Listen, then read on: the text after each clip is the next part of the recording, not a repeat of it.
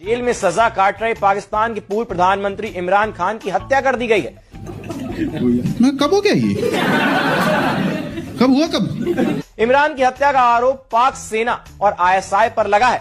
अब पीटीआई के लाखों समर्थक सड़कों पर उतर चुके हैं और सरकार से मांग कर रहे हैं कि इमरान खान को उनके सामने जिंदा पेश किया जाए। वाह दोस्तों, इंडियन मीडिया की इन्हीं हरकतों की वजह से इनके अपने लोग इनकी चित्रोल करने के लिए पहुंच गए हैं। बेसिकली तमाम इंडियंस का कहना है कि अगर पाकिस्तान खत्म हो गया है तो फिर हमारी बैंड कौन बजा रहा है। मैं अपने देश के कुत्तों पे भरोसा कर सकता हूँ, पर हमारी देश की हरामी गद्दार गोदी मीडिया पे नहीं। मतलब इतनी बड़ी ये दोगली और नाली के कीड़े हैं गद्दार साले हमारी देश की मीडिया, तभी तो ये 191 स्थान पे आती है पूरे वर्ल्ड में। इन दोगलों का यही कारनामा की वजह से। मतलब इतने बड़ी चंद टीआरपी के लिए इन हरामियों ने देश का नाम हंसा दिया है। कुछ भी दिखा रहे हैं दल्ले, चंद एसी रूम में बैठ के कुत्ता का जैसा चिल्ला रहे, कुत्ता भी इनसे कम चिल्लाता होगा।